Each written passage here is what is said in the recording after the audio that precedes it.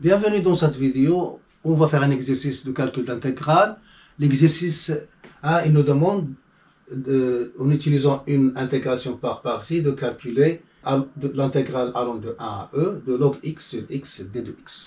Alors, tout d'abord, faisons un rappel sur la méthode d'intégration par partie. Et il se repose sur quoi? Alors, si on a deux fonctions u et v,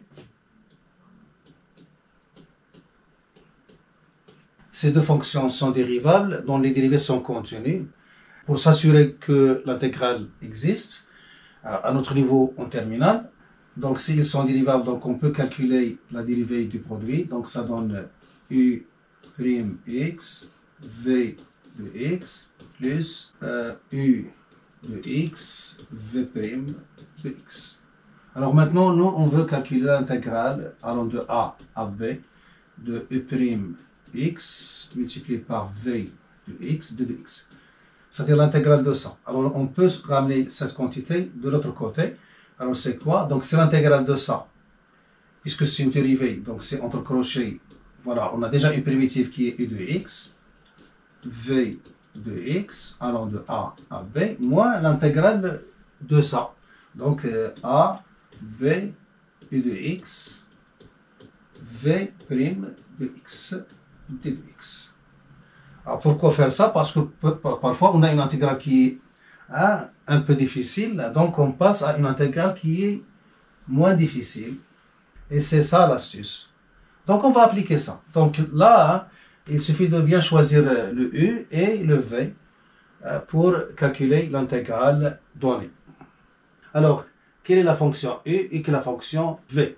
Alors là, c'est un choix. Parfois, on a un problème à choisir les fonctions u et la fonction v dans l'intégrale. Mais il y a une technique qui est valable. C'est pas un théorème, mais c'est une chose qui aide. C'est la méthode ALP. Donc ALP. Donc on peut se souvenir de ça.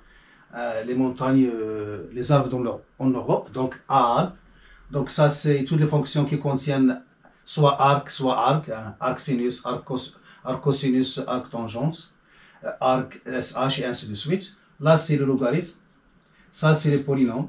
Et on peut faire intercaler les fonctions rationnelles. Là, c'est l'exponentielle.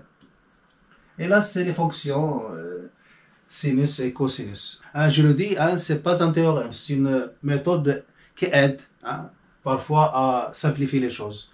Mais elle rend service. Alors, pour appliquer cette méthode, il faut dériver toujours la fonction qui est à gauche. Par exemple, si on a une fonction logarithme avec une fonction polynôme, donc on dérive le logarithme et on intègre le polynôme. Si on a un polynôme et un exponentiel, donc on dérive le polynôme et on intègre l'exponentiel, et ainsi de suite. C'est-à-dire, le plus faible qui est à gauche, on le dérive, alors que le plus fort qui est à droite, on l'intègre. Et ce qu'on va faire, donc là, on va prendre pour la fonction à dériver, c'est le logarithme, et la fonction à intégrer, c'est la fonction définie par x a pour image 1 sur x. X a pour image 1 sur x. Donc on va appliquer ça. U de x égale à log de x. Donc ceci implique que e' de x est égal à 1 sur x. Et v' de x est égal à 1 sur x.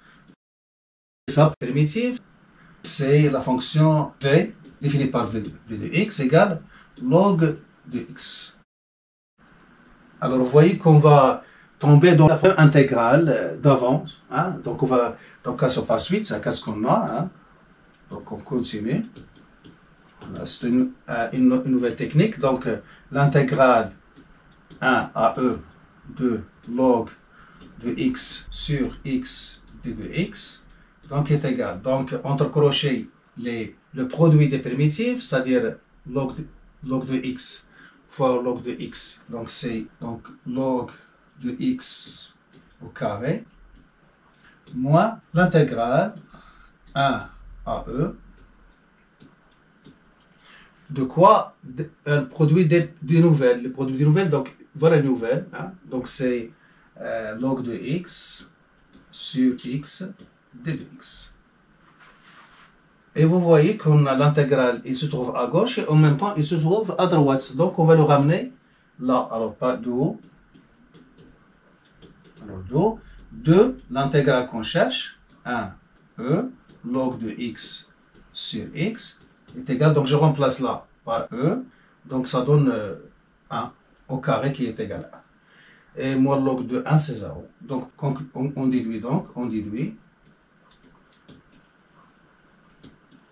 que l'intégrale qu'on cherche, 1e log de x sur x de 2x est égal à 1 sur 2. Et toujours la méthode DI, pour la retenir, donc DI, donc on a log de x qu'on va dériver, et là on a 1 sur x qu'on va intégrer. Donc là toujours c'est plus, et là c'est moins. Donc la dérivée de ça c'est 1 sur x, et la primitive, ça c'est log de x. Donc je fais comme ça le bit. Donc ce qui est en diagonale, je le mets entre crochets. Et ce qui est horizontal, donc je le fais en intégrale. Et on a le résultat. Donc là, parfois, au cours du calcul, là, on trouve l'intégrale qu'on cherche. Il se trouve à droite. Donc on le transpose et on calcule d'une autre manière, sans continuer le calcul. Voilà, on s'arrête là. J'espère que vous avez tiré profit. Je vous donne rendez-vous dans une autre vidéo si notre créateur le permet.